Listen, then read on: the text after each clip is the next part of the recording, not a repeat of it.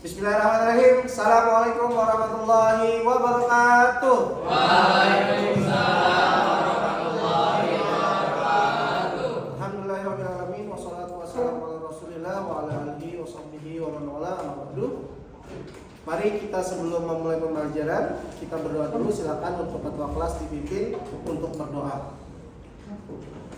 Baik, sebelum kita memulai pelajaran IPS pada pagi hari ini, alangkah baiknya kita berdoa terlebih dahulu. Berdoa dimulai. Bismillahirrahmanirrahim. Raditu billahi rabban wa bil islami dinan wa bi Muhammadin nabiyya wa rasulah.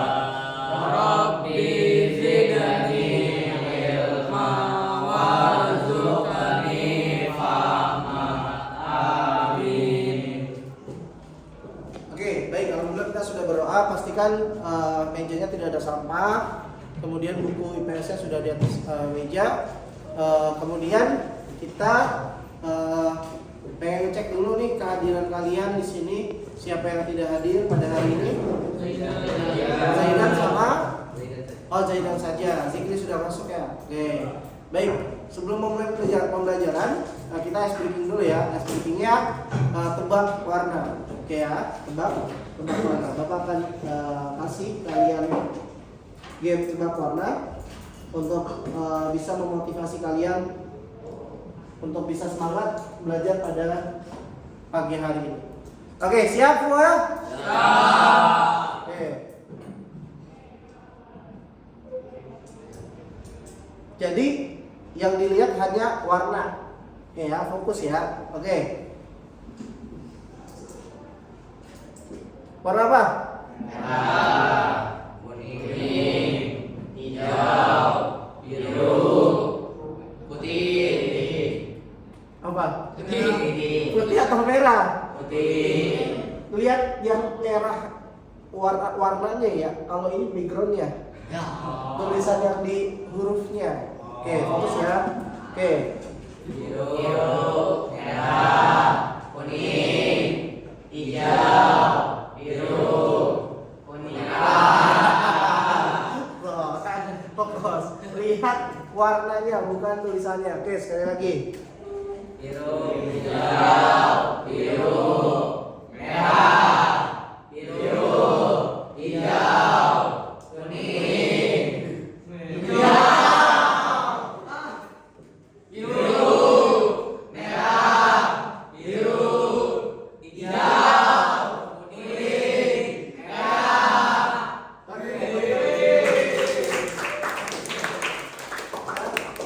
Kita sekarang ya akan coba melanjutkan kembali pertemuan kita yang kemarin ya. Pertemuan kita yang kemarin kaitannya dengan hubungan antar ruang terhadap konsep ekonomi gitu ya. Nah, sebelum itu kita ada pretest dulu ya, pretest sambungan daripada pertemuan kita yang lalu. Oke, silakan dibuka handphonenya. Ya, dibuka handphonenya semuanya. Sudah? Linknya sudah Bapak kirim ke Satria ya.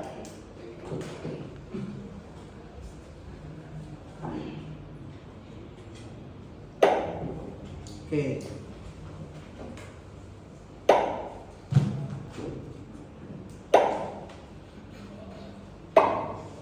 Oke, kalau sudah semua masuk, silakan dikerjakan.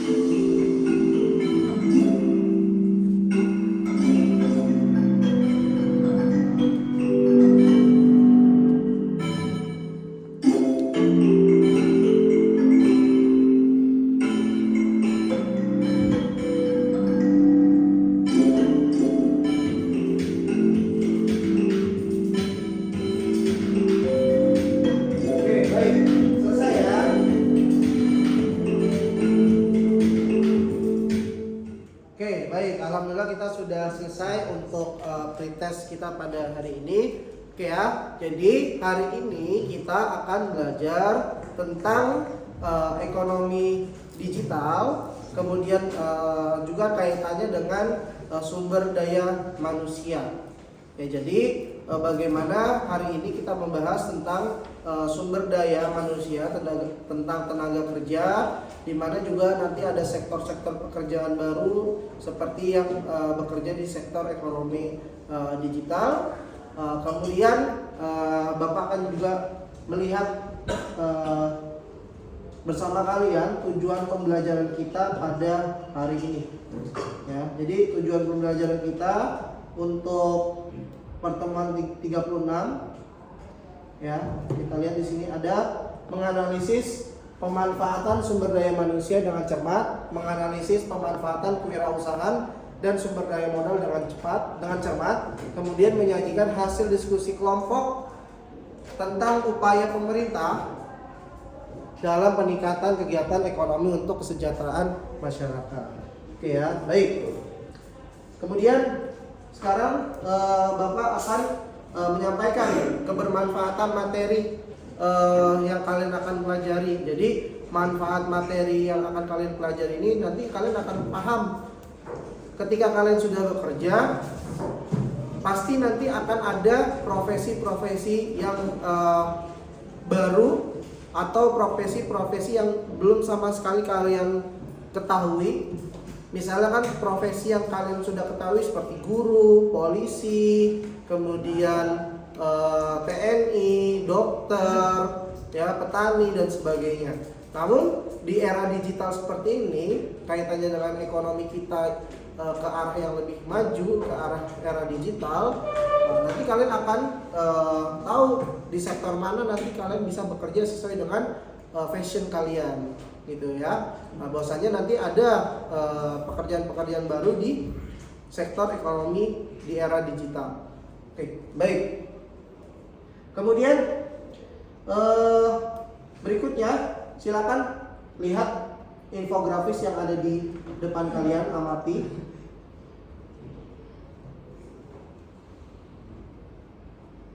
Oke, yang ini ya.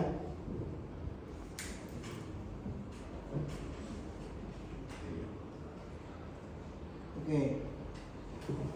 Baik, kita lihat di sini. Perhatikan, lihat apa judulnya di situ? Oke, banyak peluang pekerjaan di era digital. Ya, kita sekarang itu udah masuk ke era digital. Apa itu era digital? Siapa yang bisa menjawab? Apa itu era digital? Era di mana serba media sosial. Ya, era di mana kita menggunakan gadget atau perangkat smartphone kita untuk kehidupan sehari-hari kita, mulai dari belajar, mulai dari belanja juga, kemudian juga aktivitas pekerjaan lain, semuanya sudah bisa dikerjakan ya atau dimonitor dengan alat yang bernama gadget, baik itu smartphone, laptop atau yang lainnya. Ya, yang sifatnya itu menjangkau satu sama lain begitu ya. Nah, kita lihat di sini. Di era digital, sederet pekerjaan bisa dikerjakan hanya dari rumah saja. Nah, mindset kita kan sekarang apa? Kalau kerja berangkat ke kantor, ya kan? Oh, ternyata nanti kalian gitu ya bisa bekerja dari rumah, ya, work from home, gitu, WFH, gitu ya. Bekerja dari rumah, apa tuh kerjaannya? Ya kan? Apa itu kerjaannya? Kita lihat di sini. Ada freelance. Ya, freelance itu orang yang bekerja dengan bebas. Maksudnya bebas di sini adalah waktunya bebas. Tapi dia biasanya ada target khusus. Jadi yang sifatnya freelance itu banyak. Ya, kalau bahasanya sekarang itu kerja serabutan, bebas. Tapi ini lebih ke arah yang pekerjaan yang memang membutuhkan skill-skill tertentu. Itu freelance. Dan itu tidak dibatasi waktunya. Dia mau kerjain pagi, mau kerjain malam, bebas. Tapi ada batas atau timeline waktunya biasanya. Oke ya. Kemudian ada bisnis e-commerce atau bisnis online. Melalui apa? Melalui aplikasi ya online shop. Seperti apa? seperti Tokopedia, Shopee, Blibli, Lazada. Oh banyak pokoknya ya, banyak. Sekarang gini deh, kalau kita misalnya mau beli sesuatu di daerah kita nggak ada, misalnya contoh kita mau beli sepatu futsal, oh ternyata modelnya atau ukurannya nggak sesuai nih, atau nggak sesuai dengan yang kita inginkan. Nah, kita coba di online, oh ternyata ada ukuran, warna atau sama tipenya itu kita banget nih. Nah itu bisa beli secara online dan harganya itu variatif gitu ya. Kemudian ada apa lagi? Ada dropshipper. Tahu dropshipper? Tahu dropshipper? Dropshipper tuh kayak kalian itu bekerja sebagai pemasok barang, kemudian disalurkan ke yang beli. Gitu. Misalnya nih kayak reseller. Nah, seperti itu. Ya, kemudian ada apa lagi coba? Digital marketing, ada trader, tahu trader? Tahu ya? Kemudian ada apa lagi tuh? Peluang saham, ada programmer, ada yang bisa jadi programmer, ada yang mau jadi programmer. Oke, ada lagi pengajar online. Sekarang mengajar nggak perlu tatap muka seperti ini kan? Online bisa ya? Bisa. Kemudian ada apa lagi? Penerjemah, blogger, gamer. Ya gamer sekarang udah satu pekerjaan ya? Oke, kemudian ada konsultan, event planner, sosial media spesialis, ya. Kemudian ada content creator, gitu ya. Ini adalah pekerjaan-pekerjaan yang baru di era digital, gitu ya.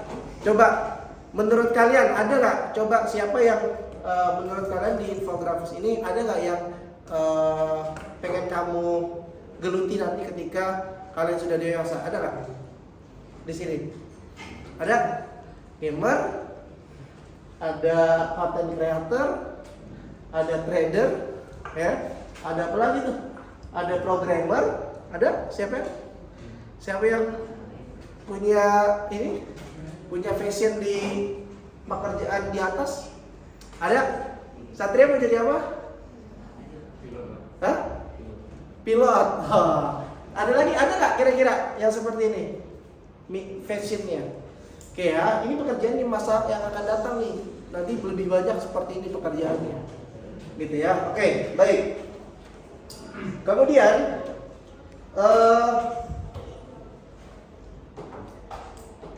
kita lihat ya, di sini akan ada video yang Bapak tayangkan untuk kalian nanti sebagai pemantik ya, pemantik untuk kalian berdiskusi secara kelompok. Nah, sekarang waktunya kita akan berdiskusi kaitannya. Kita akan melihat pekerjaan-pekerjaan yang ada di Indonesia terkait dengan sumber daya manusia dalam upaya untuk meningkatkan ekonomi masyarakat dan terkait dengan kewirausahaan dan sumber daya modal. Oke ya, silakan dibuat kelompok ya. Kelompoknya sama seperti kemarin, silakan dikondisikan untuk kelompoknya. Silakan.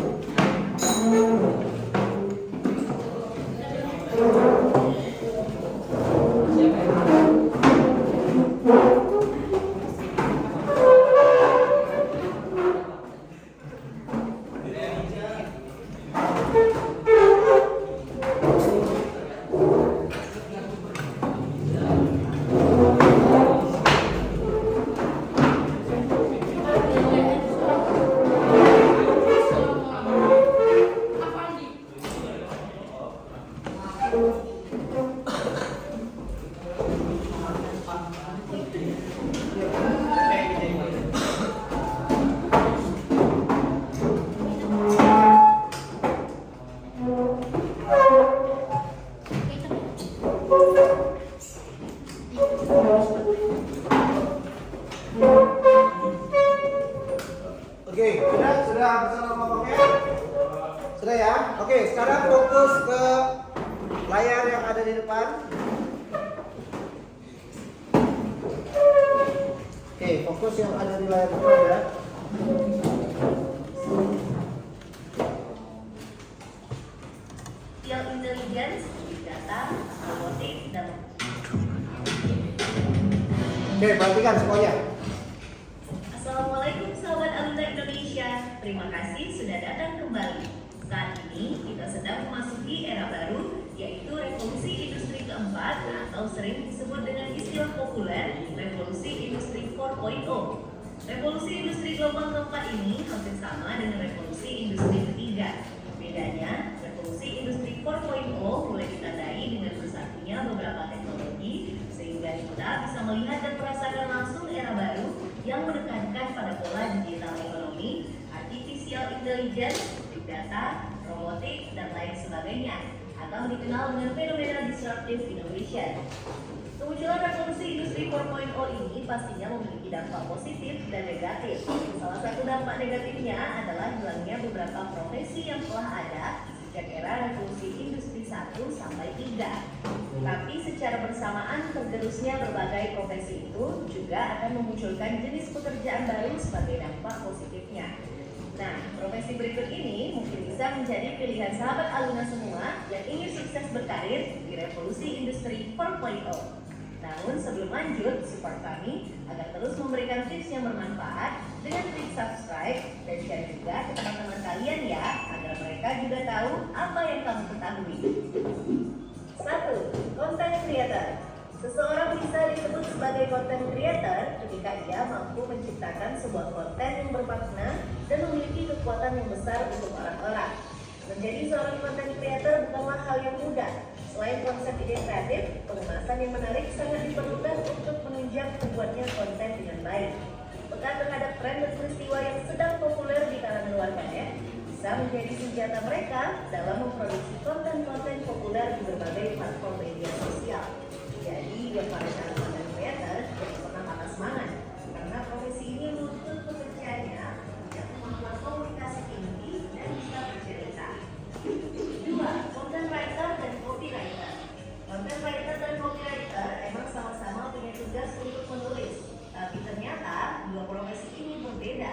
Content writer membuat konten untuk dikonsumsi pembaca, sedangkan copywriter menuliskan konten yang cenderung berbau promosi, sehingga konsumen bisa kepincut sama sebuah produk. Keduanya memiliki daya tariknya masing-masing, sebab untuk urusan gaya penulisan tentu orang-orang punya seleranya masing-masing. 3. Spesialis media sosial. Zaman sekarang, siapa sih yang gak punya akun media sosial? Hampir semua orang punya ya. Bisnis online tuh yang menjamur. Tren iklan pun bergeser dari media televisi ke media sosial, sehingga dibutuhkan seorang sosial media strategis untuk keperluan branding sekaligus mengiklankan suatu brand. Sudah seorang sosial media strategis ternyata nggak mudah loh. Sosial media strategis bertanggung jawab atas konten, mengadakan event, menganalisa feedback dari warganet, menciptakan identitas brand, serta berinteraksi langsung dengan masyarakat.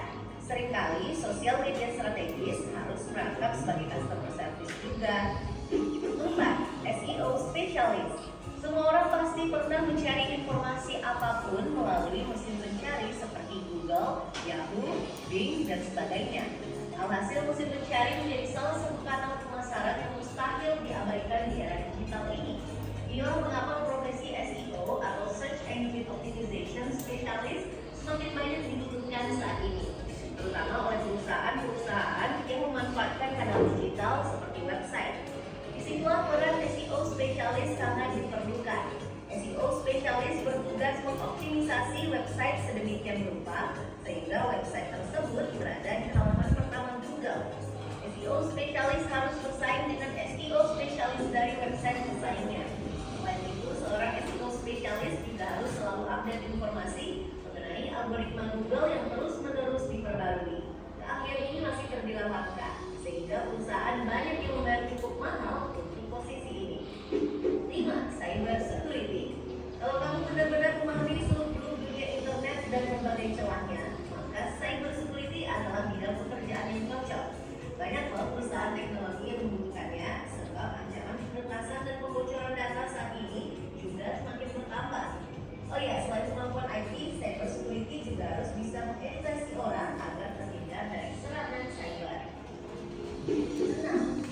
Digital Public Relations.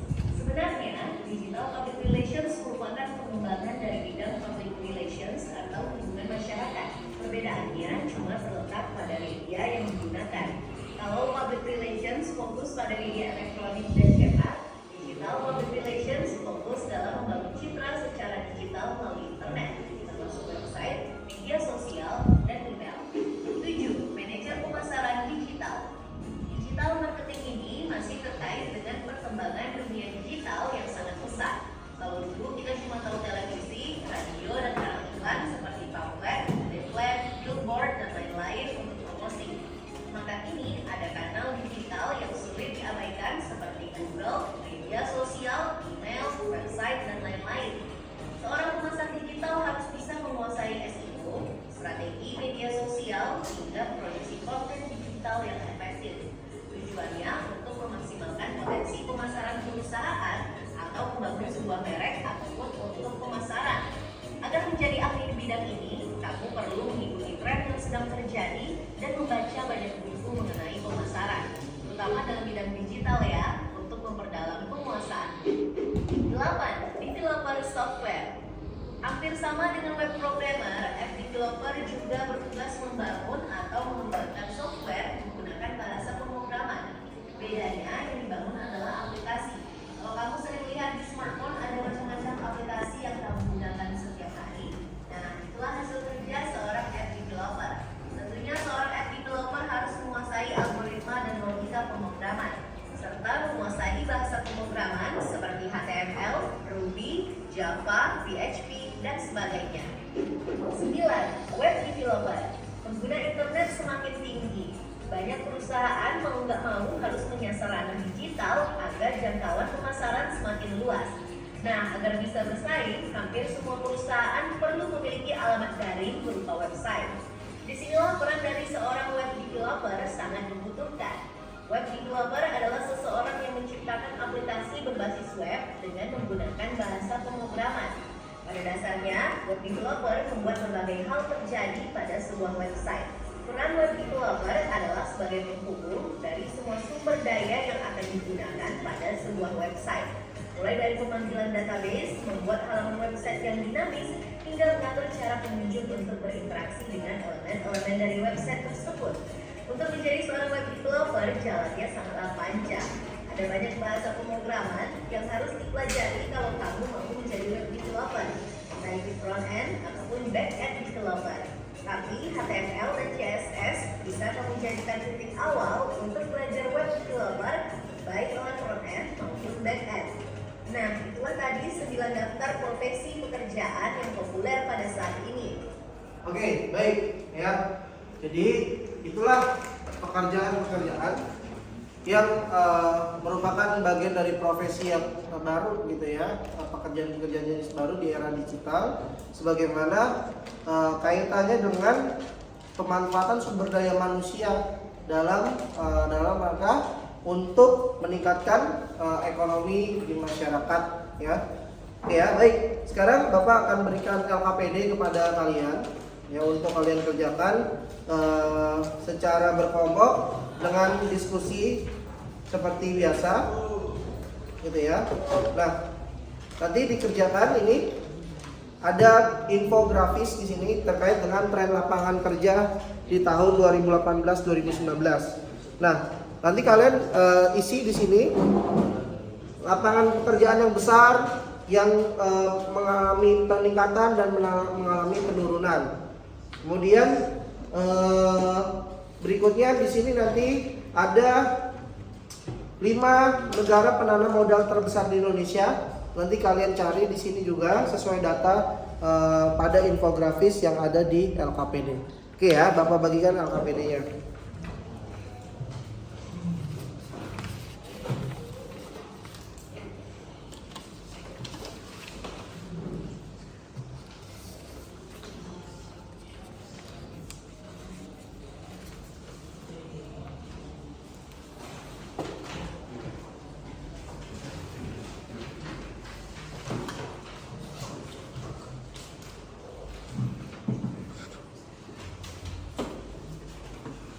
Oke, baik. Silakan untuk kalian bisa berdiskusi dengan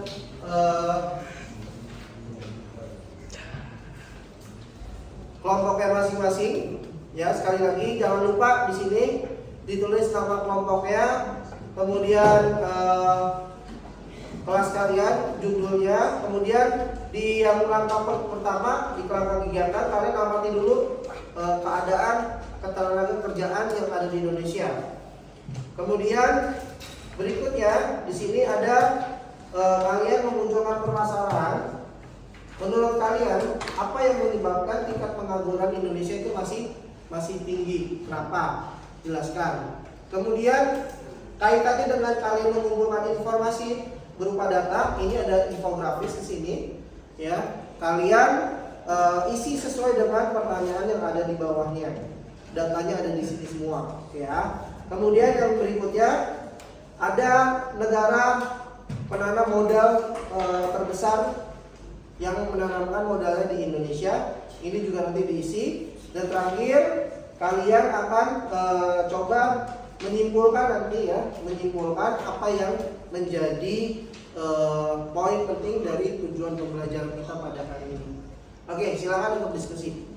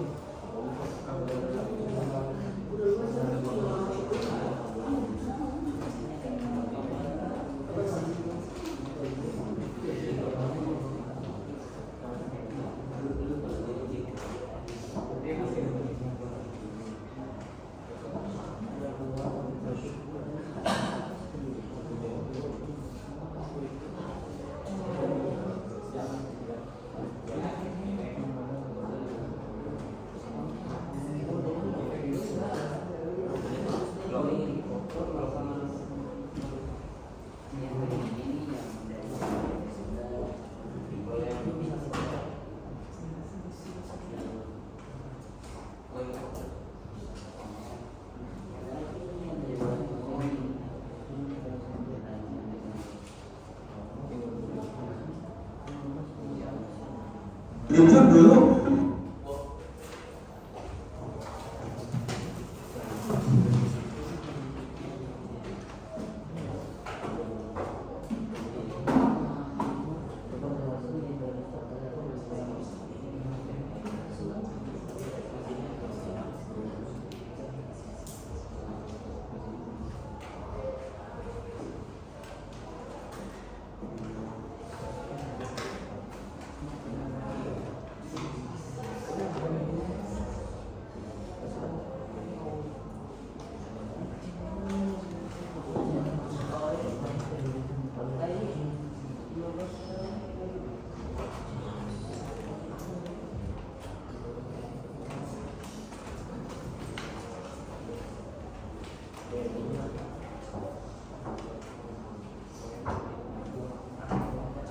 Yuk, diskusinya aktif ya.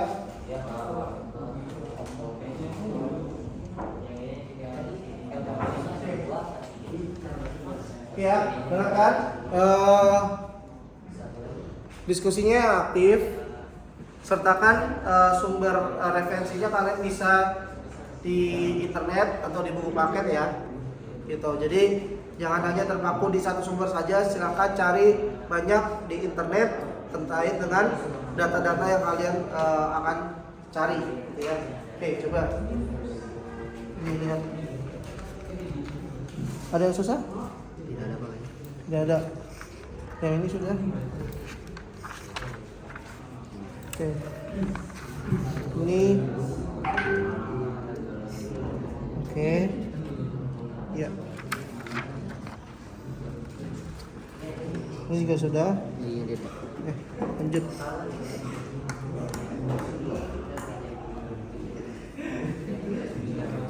Ini sudah. Ini belum yang ini? Ini apa Pak? Kan yang paling tinggi kan lainnya. Iya. Lainnya itu apa Pak? Lainnya itu yang negara-negara lain ya. Pasti yang tertinggi di antara 5 negara ini kan, mencari terbesar apa sesuai dengan angka yang ada di sini ya. Ya. Ya, kamu amatin. Nah, ini kan ada data terkait keadaan tenaga kerja di Indonesia. Nah, di sini kalau udah kalian amatin, kalian tinggal kenapa angka tingkat pengangguran itu Indonesia masih tinggi, kenapa gitu. Kamu cari sesuai dengan data yang ada di sini, kenapa kira-kira gitu ya. Oke, siap. Ini yang dari Google sih. Boleh. Sudah sampai mana? Ada yang susah nggak? Kita cari di internet ya. Kalau susah, satu lagi mana rentangnya? Ini Pak. Itu sesuai sama data yang terkait dengan tingkat pengangguran ya. Nah, Yang mana? Pak ini tuh maksudnya persepsinya apa ya? Deskripsi-deskripsinya. Ini persentase dari semua negara yang ada gitu. Jadi kan kalau ditotalin ini 100%. Nah, yang mana yang paling besar gitu kan? Oke ya.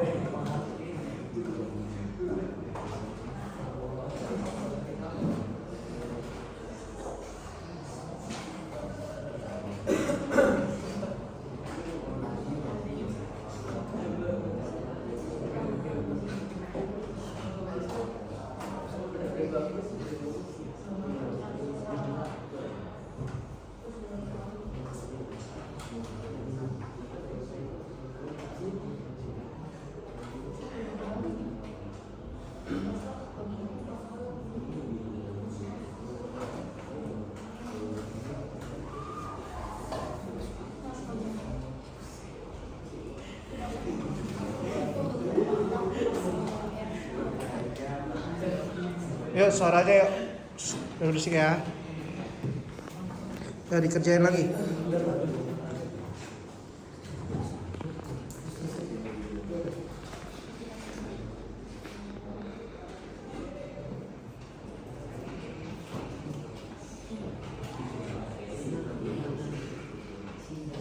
Ada pinjol.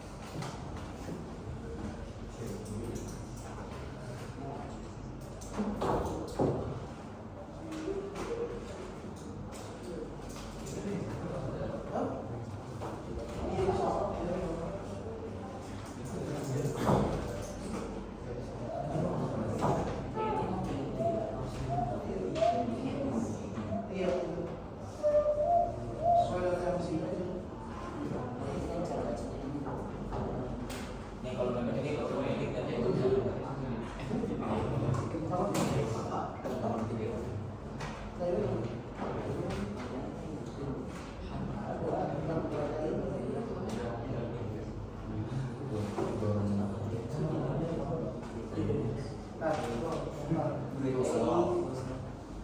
taruh kalau sudah bakal ujian.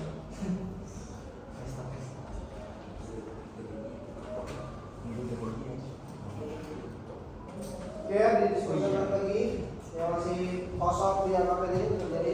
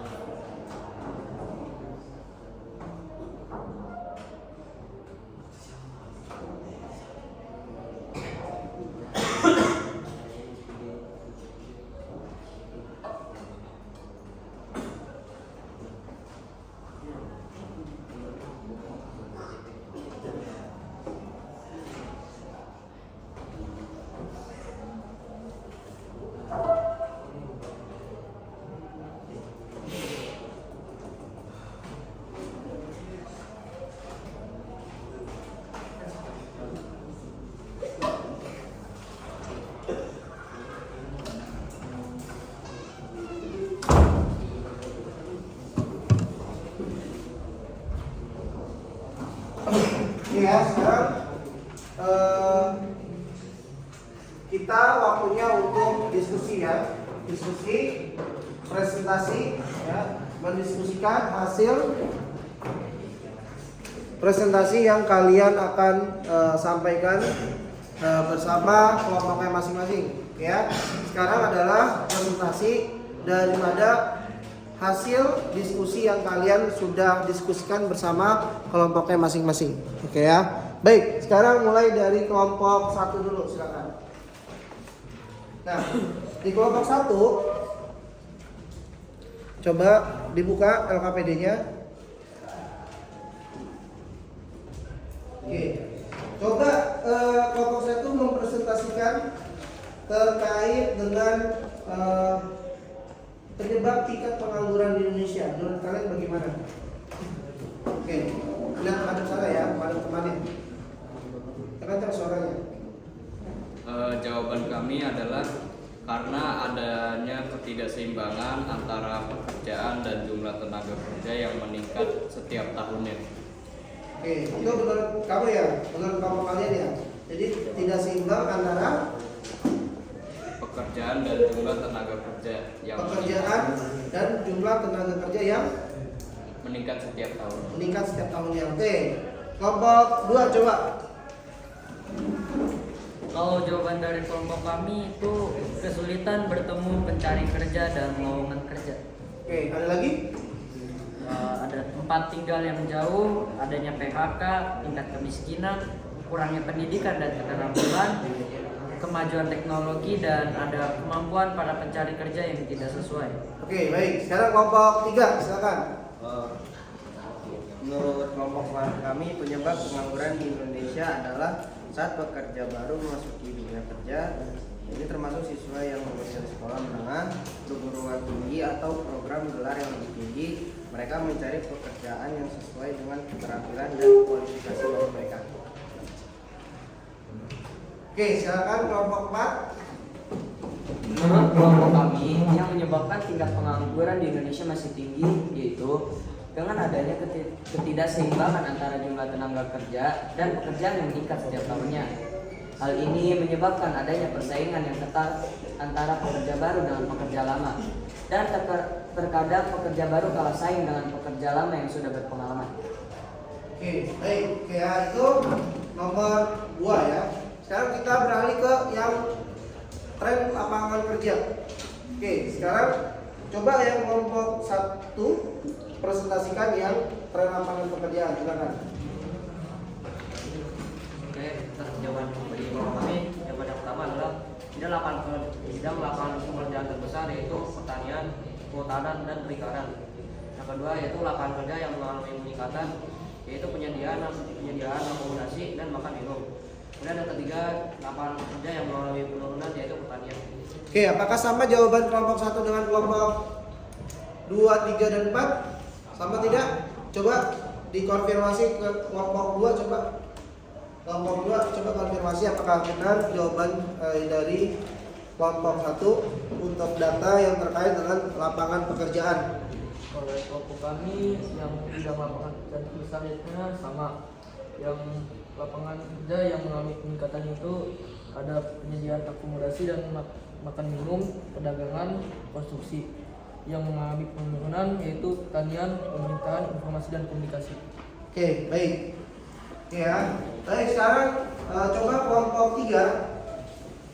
Kelompok 3 mempresentasikan kaitannya dengan 5 negara penanaman modal terbesar di Indonesia. Oke, sekarang dibuka maskernya.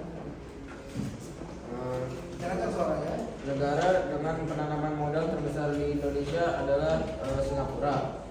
Penanaman modal negara Jepang bulan Januari sampai Desember sebesar 5 juta US dollar. Dan total jumlah penanaman modal asing di Indonesia pada triwulan 4 sebesar 8,4 juta US dollar. Oke, baik. Dikonfirmasi coba oleh kelompok 4. Negara dengan penanaman modal terbesar di Indonesia itu Singapura. Penanaman modal negara Jepang bulan Januari sampai Desember sebesar 5 juta US dollar. Total jumlah penanaman modal asing di Indonesia pada bulan sebesar 5,7 juta US dollar. Oke, baik ya. Sekarang kita akan coba simpulkan diskusi kita pada hari ini, dan Bapak sekaligus akan memberikan penguatan terkait materi yang Bapak sampaikan pada hari ini. Oke, kita lihat di sini di infografis yang kalian lihat, yang nomor 1 ya, terkait dengan keadaan apa? Keadaan ketenaga kerja di Indonesia. Nah, muncul nih permasalahan yang ada terkait dengan tingkat pengangguran yang di Indonesia yang masih tinggi. Kenapa? Karena yang pertama apa? Yang pertama ya, pendidikan di Indonesia yang berusia produktif itu masih belum mempunyai pendidikan yang sesuai dengan kualifikasi pekerjaan yang tersedia. Kemudian yang berikutnya apa? Yang kedua tadi, tingkat apa? Tingkat apa? Tingkat PHK yang tinggi sehingga lapangan pekerjaan menjadi berkurang. Kemudian apa lagi di situ tadi terkait dengan informasi yang belum menyeluruh kepada lapisan-lapisan masyarakat terkait dengan kesediaan lapangan pekerjaan, gitu ya. Kemudian ada lagi apa? Ketidaksesuaian antara apa? Tadi antara kemampuan dengan pekerjaan, gitu ya. Oke, itu adalah mengapa penyebab tingkat pengangguran di Indonesia itu masih tinggi. Kemudian juga ada faktor lain seperti misalnya jarak rumah yang jauh dari tempat untuk bekerja, gitu. Ada faktor lokasi juga, gitu ya.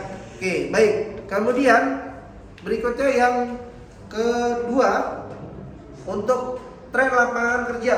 Kita lihat di sini yang tren lapangan kerja. Oke ya, ini Bapak perusahaan.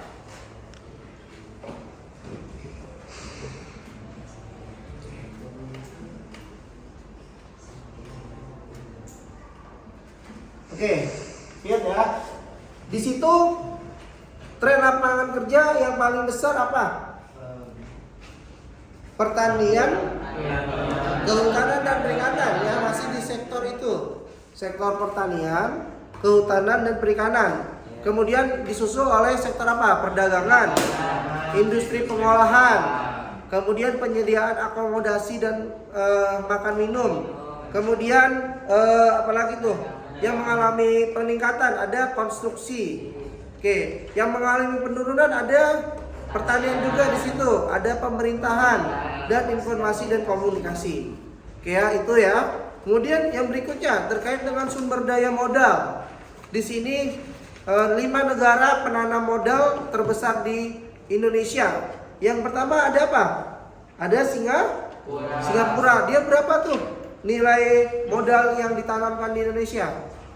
Ada? Ya, ada 20.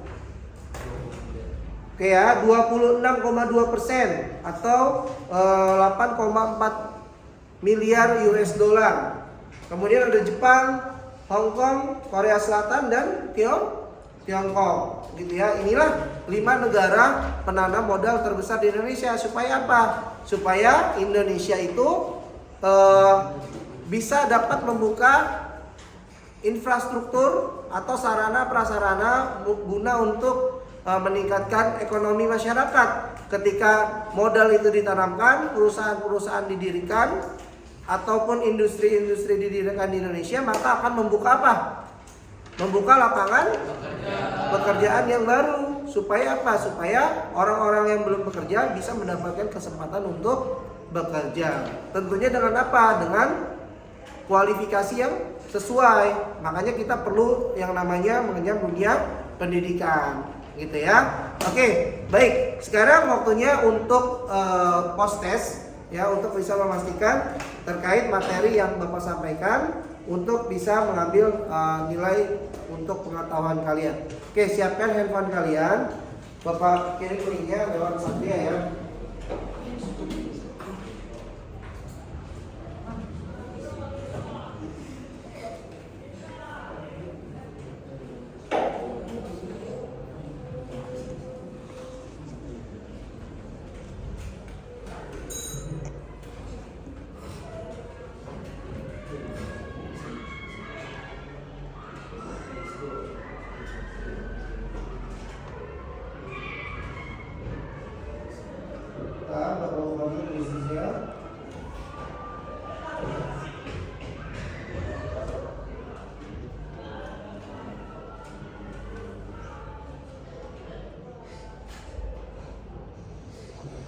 Oke, silakan di chat,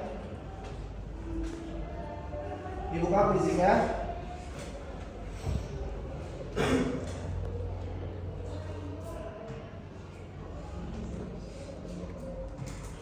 Oke, sudah berlalu.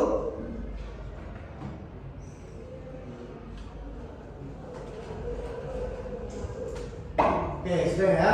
Kita mulai saja langsung untuk pretest kita, proses kita pada pagi hari ini.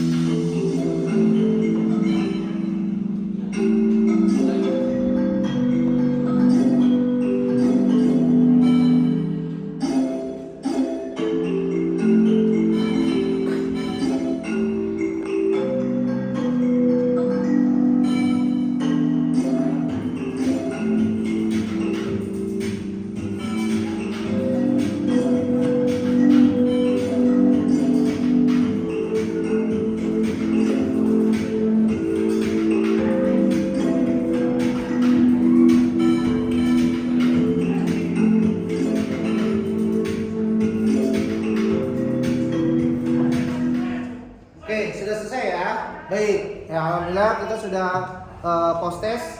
Jadi kita akan menyimpulkan pembelajaran kita pada hari ini sekaligus memberikan penguatan kembali terkait materi apa yang sudah Bapak sampaikan kepada kalian dan kalian sudah diskusikan bersama kelompoknya masing-masing. Oke, baik.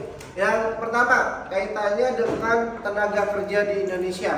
Ya, tenaga kerja di Indonesia itu merupakan salah satu sumber daripada apa? Untuk meningkatkan ekonomi di masyarakat, karena tenaga kerja itu masuk ke dalam sumber daya apa?